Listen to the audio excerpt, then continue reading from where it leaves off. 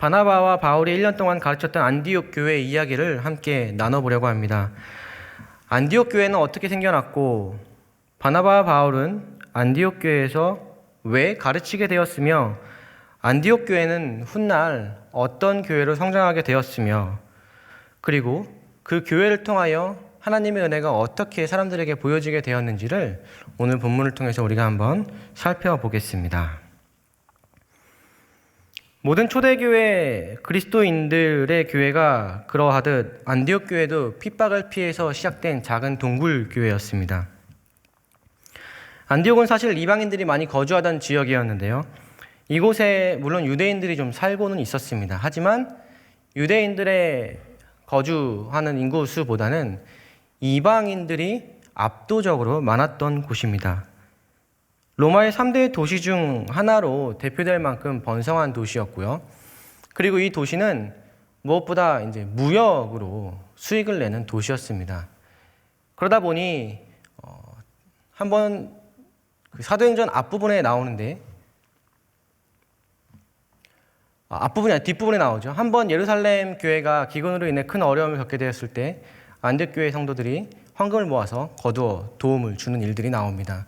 그때 이 교회가 어려움을 겪지 않고 도움을 줄 수 있었던 이유는 농사나 농경보다는 무역을 통해서 수익을 내는 도시였기 때문입니다.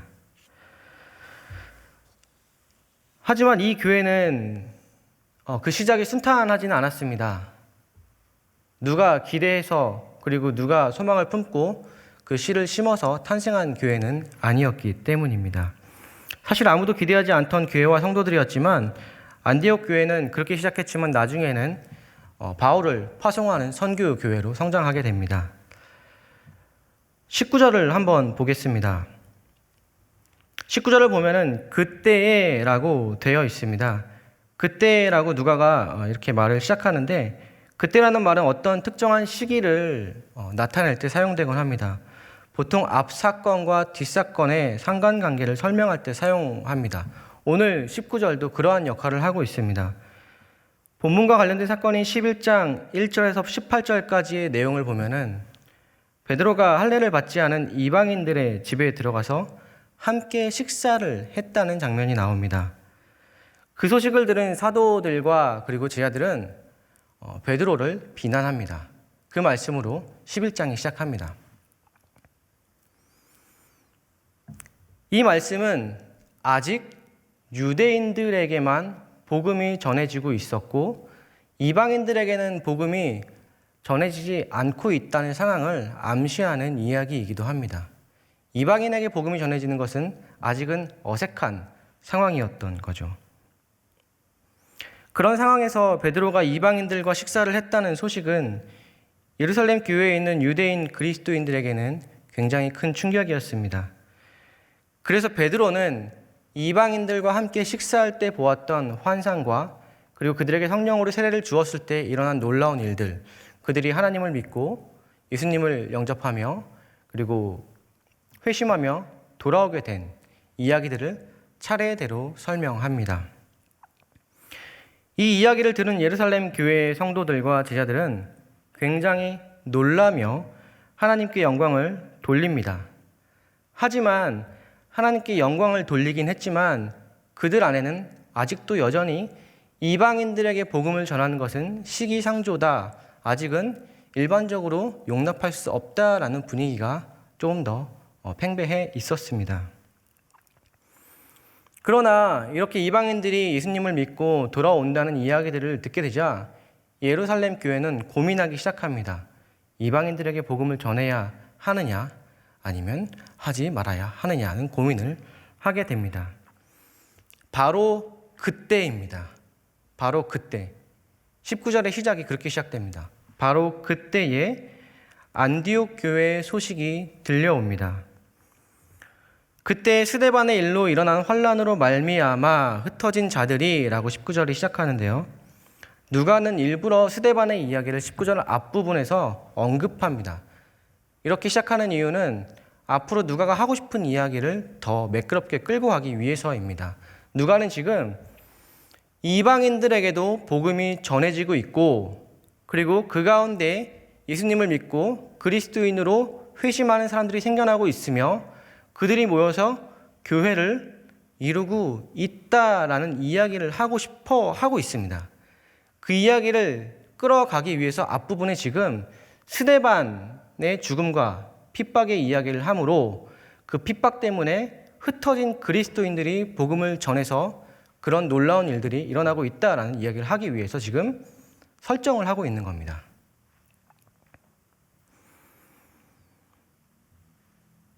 사도행전 7장에서 스데반이 순교한 후에 초대교회에 대한 이 박해가 점점점 확대되고 심해집니다. 8장 1절에서 3절까지의 말씀 중에 제가 1절을 한번 읽어드리겠습니다. 사울은 그가 죽임당함을 마땅히 여기더라. 그날에 예루살렘에 있는 교회에 큰 박해가 있어 사도 외에는 다 유대와 사마리아 모든 땅으로 흩어지니라. 이렇게 되어 있습니다. 사마리아와 그리고 유대의 모든 땅으로 흩어졌다고 되어 있습니다. 그런데 9장에 보면은 이제는 유대와 사마리아를 넘어서 그리스도인들에 대한 핍박과 박해는 다메섹까지 넘어가게 됩니다. 그런데 정말 놀라운 것은 박해를 피해 멀리 도망갔던 그리스도인들 중 소수가 이방인들에게 복음을 전했다는 겁니다. 이 일이 왜 놀라운 거냐면 당시 그리스도인들은 유대인 그리스도인들만 있었습니다. 그들이 이방 지역에 가서 복음을 전할 때 주로 회당을 사용했는데 회당에는 유대인들만 모입니다. 유대인들이 모여 있는 곳에 복음을 전한다는 것은 유대인들에게만 복음을 들을 수 있는 기회를 준다는 이야기입니다. 그런데 그런 소수의 사람들 중에서도 더 소수가 이방인들에게 복음을 전하기 시작했다는 겁니다. 20절을 보면 구브로와 구레네 몇 사람이 안디옥에 이르러 헬라인에게도 주 예수를 전파하니라고 합니다. 이렇게 기록되어 있습니다. 여기에 헬라인은 정말 순수 100% 헬라인입니다. 이 사도행전의 앞부분에 보면은 헬라파 유대인들과 히브리파 유대인들의 갈등 문제가 있는 이야기가 나오는데 거기에 나오는 헬라파 유대인은 유대인이지만 헬라 지역에 익숙한 유대인을 이야기합니다. 근데 여기에 나오는 헬라인은 정말 헬라인을 이야기하는 겁니다. 이 말은 무엇이냐면 오히려 유대인들이 헬라인들을 바라볼 때, 이방인들을 바라볼 때 그들의 사고와 생각과 언행이 어색하고 이해가 되지 않는 것처럼 이들이 유대인들을 볼 때는 유대인들의 사고와 생각과 행동이 이해가 되지 않는 사람들이었기 때문입니다. 이런 사람들에게 구약에서 이야기되어진 하나님과 그리고 그분의 아들인 예수 그리스도에 대해 이야기한다는 것은 굉장히 쉽지 않은 일이며 그것을 또 헬라인들이 받아들인다는 것은 정말 놀라운 일이었습니다. 바나바의 고향인 구브로와 예수님의 십자가를 대신 지고 갔던 시몬의 고향인 구레네 몇 사람들이 이방인들에게 가서 복음을 전합니다. 누가는 그리고 나서 주의 손이 그들과 함께 하심에라고 기록합니다. 구약 성경에서 주의 손이 함께 한다는 말은 보통 하나님께서 택한 백성을 향하여 그분의 신실하심을 은혜와 선하심과 인자하심과 인애 가운데 베푸실 것을 나타낼 때 사용되곤 합니다. 한마디로 자기 백성을 버리지 않고 신실하게 지키겠다는 것을 보여줄 때 주의 손이 그들과 함께 있다라는 표현을 씁니다. 그런데 누가는 여기서 지금 이방인들에게 복음이 전해지고 그들이 돌아오는 모습을 어떻게 표현하냐면 그들에게 주의 손이 함께 하심에라고 표현하고 있는 겁니다. 즉 이방인들에게 복음이 전해지는 것은 정당하다는 당위성을 암시하고 있는 겁니다. 다시 말하면 수많은 사람들이 주님을 믿고 돌아오는 것은 단순히 한 번, 두 번 일어나는 해프닝이 아니라 사건이 아니라 하나님께서 일하고 계시는 하나님의 능력 가운데 발생하는 하나님의 계획 중에 하나라는 것을 지금 이야기하고 싶은 겁니다. 그 뒤에 수많은 사람들이 믿고 주께 돌아오더라 라는 표현이 누가의 이 주장을 뒷받침한다고 볼 수 있습니다. 그런데 수많은 사람들이 믿고 주께 돌아오더라 라는 표현 속에는 또 다른 의미가 있습니다. 무엇이냐면 많은 사람들이 예수님의 이야기를 듣고 예수님을 믿고 개종하지만 아직은 많은 사람들이 모여서 이렇게 공동체를 이루고 있지만 그들 가운데 체계적으로 그들을 가르치고 교육하고 그리고 어떻게 잘 만들어진 조직으로 이렇게 체계적으로 만들 상황이 되지 못했다라는 것을 암시하기도 합니다. 그래서 22절을 보면은 그리하여 이방 지역에 교회가 생겼다는 소식을 듣고 진상을 파악하기 위해서 예루살렘 교회는 대표를 파견합니다. 그 인물이 바로 바나바입니다. 바나바는 구브로 섬 출신입니다. 한마디로 헬라 지역에서 자라고 헬라 문화에 익숙한 유대인입니다. 원래 그의 이름은 요셉입니다. 요셉은 어떤 의미를 가지고 있냐면 위로의 아들이라고 되어 있어요. 바나바가 위로의 아들이라고 불린 이유는 아마도 그는 만나는 사람들을 격려하고 위로하고 그들이 그 삶 속에서 잘 서 있을 수 있도록 용기를 북돋아주는 일들을 자주 해왔기 때문일 것입니다.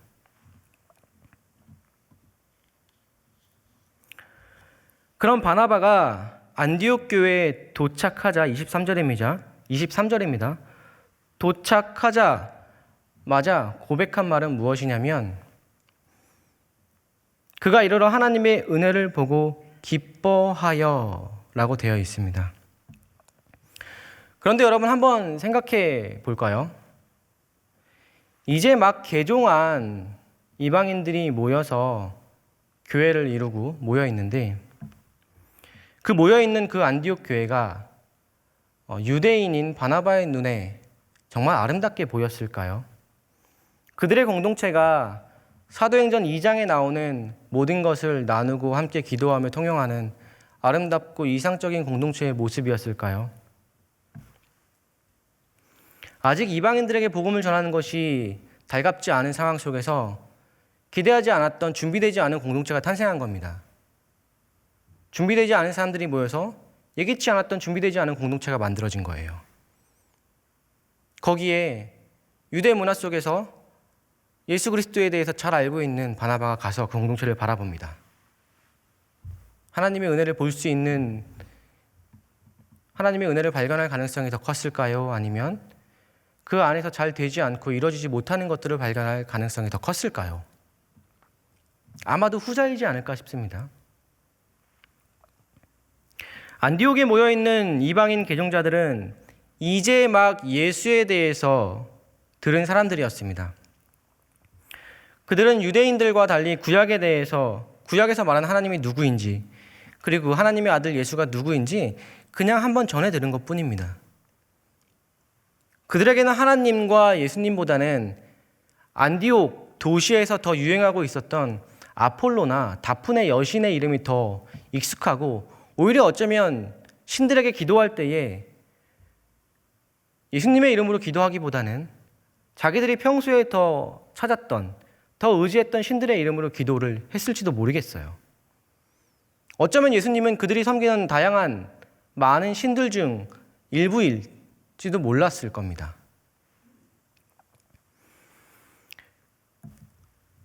그 안에 있는 또 누군가는 헬라 문화가 그러하듯 가진 자가 더 대우받기를 바라면서 가지지 못한 사람들에게 갑질을 하는 사람들이었을 거고 또 어떤 사람들은 유대인들이 끔찍히 혐오하는 음식을 핏째 먹는 행동들을 했을 것이며 또 누군가는 당시 헬라 문화 속에서 결코 거부할 수 없었던 수치와 명예의 문화 속에서 자신의 명예에 걸맞는 대우를 바라며 보이지 않는 차별을, 눈에 보이게 사람들을 차별했을지도 모릅니다.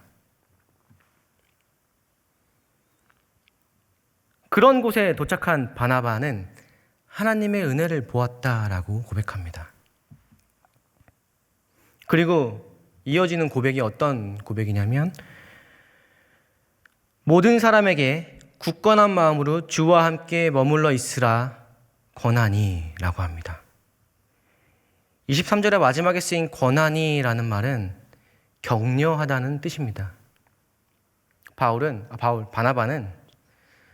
바나바는 준비되지 않은 공동체를 바라보고 그 안에서 하나님의 일하심을 발견하고는 그 하나님의 일하심 속에서 이 공동체가 앞으로 어떻게 성장할 것인지를 보았습니다.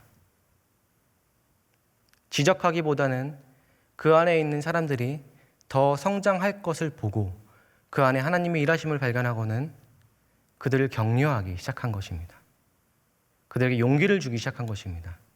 지금은 준비되지 않아서 모자라 보이지만 이 안에 결핍이 있지만 그 모든 것들을 채우실 하나님의 열심이 그 가운데 있기 때문에 바나바는 격려하고 용기를 주는 사람이 될 수 있었던 겁니다.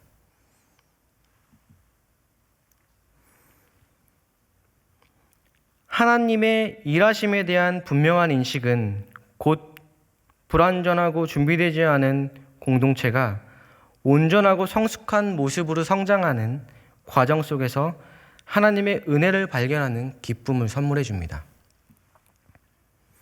세상에는 두 부류의 리더가 있다고 합니다. 하나는 사람을 딛고 올라가는 리더입니다. 이런 사람들은 일 중심적인 경향이 있습니다. 주어진 일을 해내는 것이 중요하기 때문에 그 일을 해내기 위해 함께하는 사람들을 상황에 따라 이용하고 때로는 밟고 올라섭니다.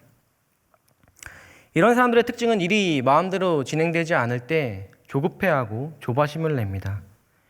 결과 중심적이고 결과로 자신의 존재 가치를 평가하기에 늘 다른 사람과 자신을 끊임없이 비교합니다. 이런 사람들은 어떻게든 결과를 내기 때문에 윗사람들에게는 인정을 받습니다. 그리고 돌아오는 모든 영광도 자기가 취하죠. 반대로 사람을 세우는 리더가 있습니다. 이런 사람들은 눈에 잘 띄지 않습니다. 그들은 일도 중요하지만 그 일을 함께하는 사람들을 더 소중하게 여깁니다. 주어진 일을 해내기 위해서 그 사람들의 어깨를 밟고 올라서는 것이 아니라 함께하는 사람들이 그 자리에서 일을 더 잘할 수 있도록 자신의 어깨를 내어줍니다. 이런 사람들은 일이 마음대로 진행되지 않아도 조바심을 크게 내지 않습니다. 일의 결과보다는 일이 진행되는 과정 속에서 성취감을 느끼기 때문입니다. 그래서 이런 사람의 특징은 자기와 함께 일하는 사람들이 일하도록 잘 서 있도록 격려합니다. 바나바와 같은 사람들입니다. 두 부류의 리더가 참 다르죠. 많은 사람들이 일을 진행하고 조직을 통제하기 위해서 쉬운 방법으로 지적과 그리고 규칙들을 만들어냅니다. 잘못된 부분을 지적하고 통제하기 위한 규율들을 만들어내면 될수록 그리고 그걸 가지고 조직과 사람들을 통제하려고 하면 할수록 조직 내에 있는 사람들은 점점 더 움츠러들게 됩니다. 그런 일들과 시간이 반복될수록 오래될수록 그 조직은 자발성과 생명력을 잃어버리게 됩니다. 결국 시키는 일만 간간히 해내는 수동적인 조직이 되어버립니다. 그래서 이제는 회사들도 많이 바뀌고 있죠. 이런 올드 타입의 어떤 통제 방식을 사용하지 않고 격려와 칭찬의 문화, 그리고 더 일을 잘할 수 있도록 환경과 여건들을 만들어주는 일들을 하고 있습니다. 요즘 MZ세대들에게 어른들에게 하고 싶은 말을 한마디만 해보라 라고 했더니 1위가 뭐냐면 가르치지 마세요 라고 나왔습니다. 하루가 다르게 변하는 세상에서 어제 통했던 방법이 내일도 통할 것이라는 보장은 없습니다. 우리가 잘 알고 있듯 칭찬은 고래도 춤추게 한다는 말처럼 사람이 사람에게 줄 수 있는 가장 큰 선물은 그리고 그 사람을 살리는 언어는 칭찬일 겁니다. 사랑이 담긴 격려죠. 그런 면에서 바나바는 사람들에게 생명을 주는 사람이었습니다. 그는 사람들을 만나며 그들이 더 잘 서 있을 수 있도록 권면하는 사람이었습니다. 24절에 마지막에 바나바가 권했다라는 것은 격려했다, 용기를 주었다라는 단어입니다. 용기를 주었다. 이런 일이 가능했던 이유는 바나바가 그 사람의 가능성을 본 것이 아니라 그 사람을 성장시키고 그 사람의 삶에서 일하시는 하나님을 보고 믿었기 때문입니다. 이런 그의 특성을 24절에서는 착한 사람이라고 합니다. 착한 사람. 여기에 쓰인 착한이란 단어는 도덕적으로 선하고 도덕적으로 흠이 없다라는 단어와는 조금 다릅니다. 성경 중에는 70인역이라는 책이 있습니다. 이 책은 구약 성경을 헬라어로 번역한 책입니다. 유대인들이 오랜 시간 포로와 그리고 헬라 문화 속에서 살다가 그리고 여러 이방 지역으로 흩어져 지내다 보니까 점점 히브리어 사용의 빈도가 줄어들게 됩니다. 그리고 히브리어를 아는 세대들이 점점 사라지게 되면서 구약 성경에 담긴 내용들을 알지 못하는 다음 세대들이 생겨나게 됩니다. 그들에게 하나님의 말씀을, 구약의 말씀들을 알려주기 위해서 유대인들이 구약의 성경을 헬라어로 번역을 했는데 그게 바로 70인역입니다.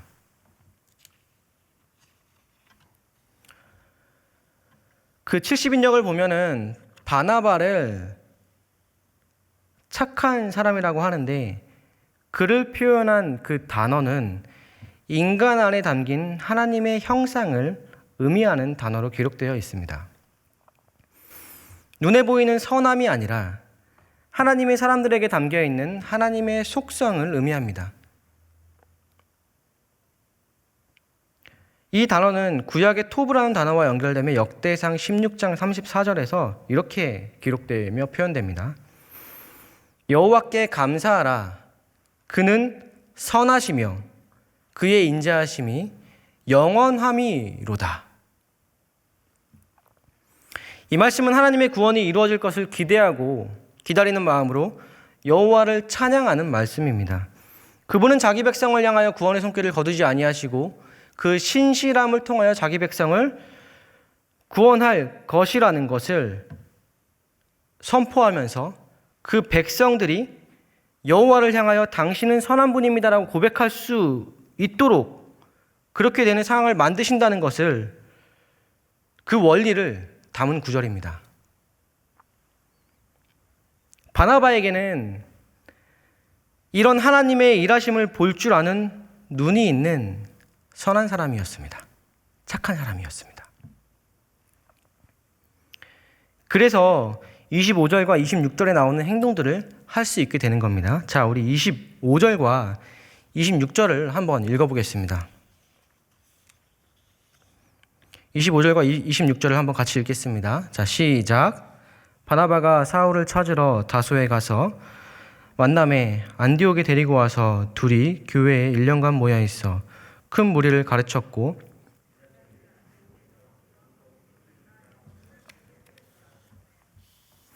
(25절을) 보면은 바나바가 사울을 찾으러 다소로 갑니다. 바나바가 다소로 사울을 찾으러 간 이유는 그를 데리고 와서 함께 동역하기 위함입니다. 하지만 사울을 동역자로 부른다는 것은 사실 큰 위험이 있는 행동이었습니다. 지금 사울이 다소에 있는 이유는 그가 오갈 데가 없기 때문입니다. 여긴 사연이 있습니다.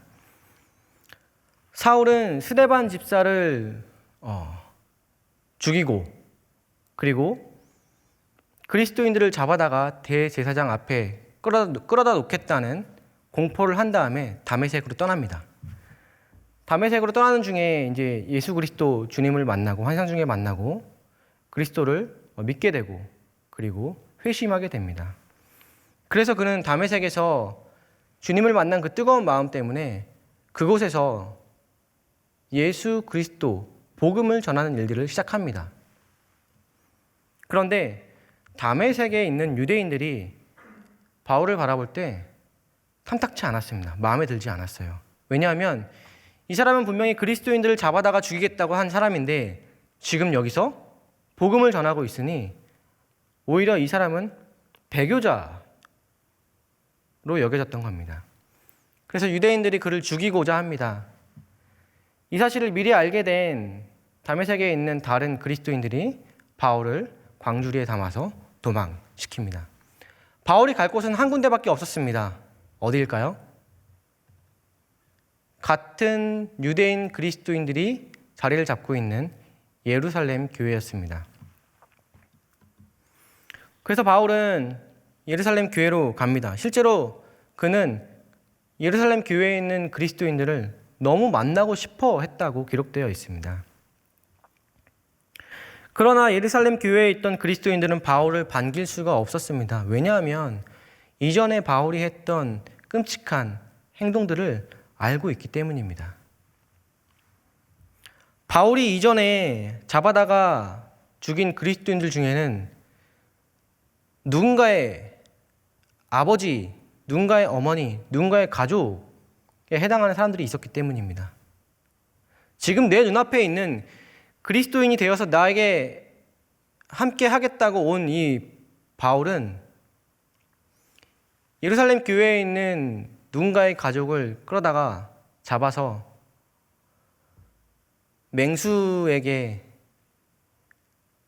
잡아먹히게 하는 일들을 했던 사람이고 그 일들을 본 사람이고 또 누군가는 자기의 친구가 바울 때문에 기름에 절여져서 인간 횃불로 사용되는 것을 보아야만 했던 사람들이었습니다.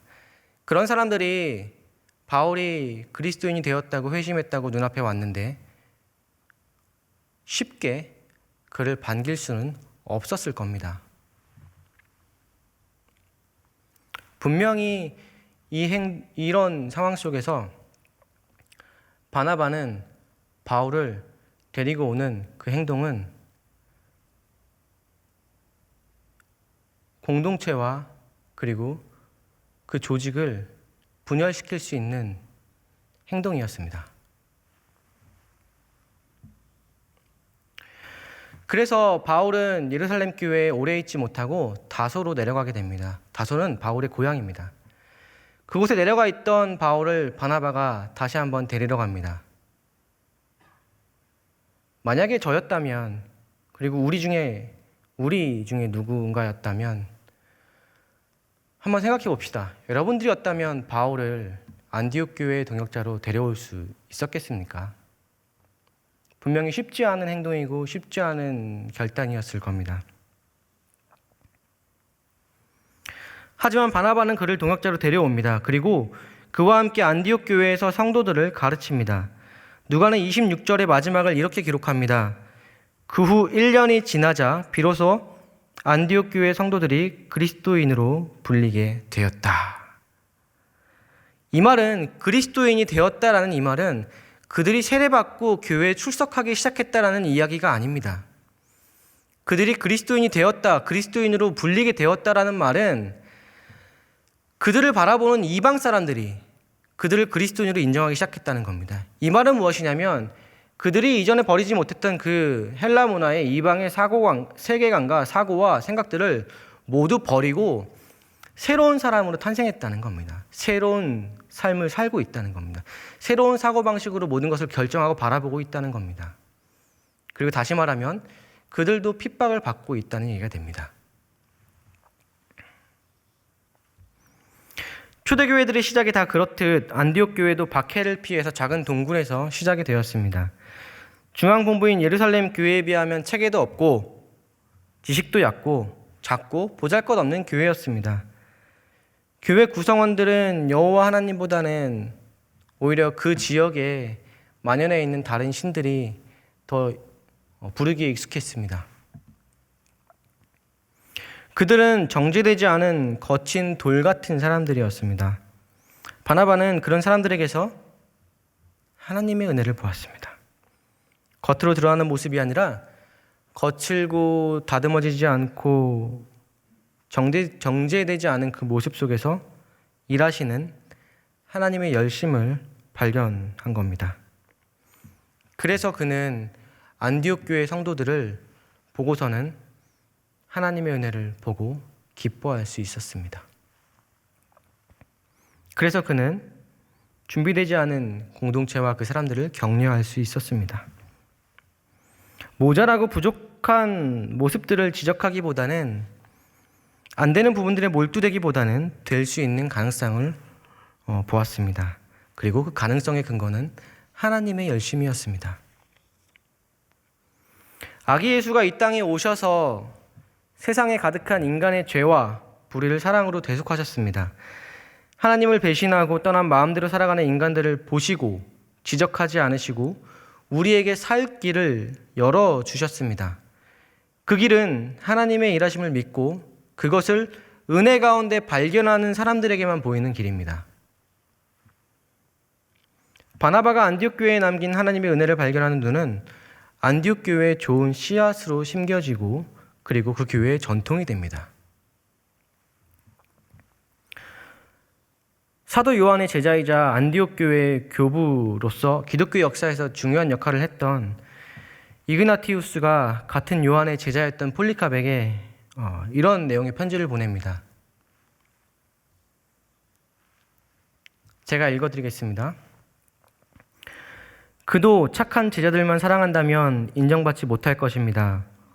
오히려 문제가 있는 자들을 인자함으로 회복시키십시오. 모든 상처가 같은 약으로 치유되는 것은 아닙니다. 망치로 두들기는 모루처럼 견고하십시오. 매를 견딜 수 있는 자가 싸움에서 이깁니다. 무엇보다도 우리는 하나님이 우리를 참아주실 수 있도록 모든 것을 견디어야 합니다. 지금보다 더 열심을 내십시오. 시간을 이해하는 법을 배우십시오.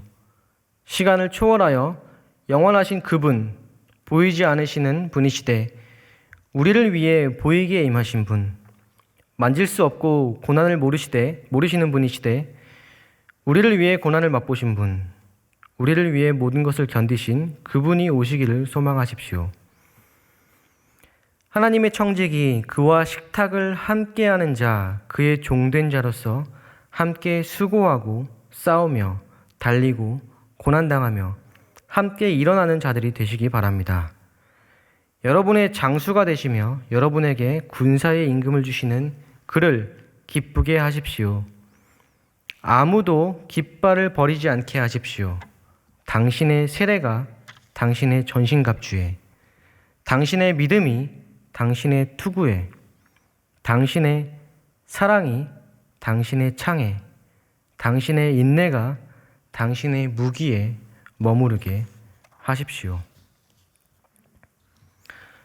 사랑하는 여러분, 그리스도와 함께 견고하게 서십시오. 그리고 떨리는 무릎을 부여잡고 간신히 일어나는 또 다른 사람들을 견고하게 세워주십시오. 그리고 위로하고 격려하십시오. 그리스도와 함께 깃발을 들고 서 있는 한 그리스도께서 먼저 일하실 것입니다. 2022년에는 그리스도와 함께 견고히 서 있는 선한 하나님의 형상을 담고 있는 사람들이 되기를 간절히 축복합니다. 우리 이 시간 함께 기도하기 원합니다. 들은 말씀을 가지고 그리고 안디옥 교회 속에서 아무도 기대하지 않고 아무도 예상하지 않았던 지역에서 준비되지 않은 사람들이 준비되지 않은 공동체를 만들었습니다. 그 공동체는 누가 봐도 부족했고 누가 봐도 모자랐고 누가 봐도 잘못된 부분들이 많았습니다. 그런데 바나바는 그 공동체를 보고는 그 안에서 일하시는 하나님의 손길을 발견했고 그 하나님의 일하심과 하나님의 열심을 근거로 그 공동체 사람들을 격려하기 시작합니다. 너희 안에 그리스도께서 장수로 함께 서 있으니 주저앉지 말고 지금 이 자리에서 견고하게 서 있어라. 그렇게 함께 손을 맞잡고 서 있을 때 하나님께서 이 공동체를 아름답게 그리고 생명이 풍성한 공동체로 만들어 갈 것이다 라고 말입니다. 안디옥 교회를 기억하면서 우리도 함께 기도하길 원합니다. 하나님께서 나를 살리시고 나에게 생명을 주시고 다시 한번 이 삶의 현장에 서 있을 수 있도록 나를 강하게 붙드시고 계시오니 나 또한 내가 하나님께서 허락하신 그 삶을 살아갈 때에 사람을 살리는 사람이 되겠습니다. 생명을 살리는 사람이 되겠습니다. 누군가를 밟고 올라가는 것이 아니라 내 옆에 있는 사람이 잘 서 있을 수 있도록 잘 세워주는 함께 서 있는 사람이 되겠습니다 라고 우리 시간 같이 한번 기도하겠습니다. 같이 기도합니다. 참 좋으신 아버지 하나님께서 말씀을 통하여 우리에게 하나님의 은혜를 발견하고 하나님의 은혜 가운데 일하신 하나님의 그 열심을 볼 수 있는 그 마음과 시각이 얼마나 중요한지, 그리고 하나님의 일하심과 하나님의 함께 하심으로 인하여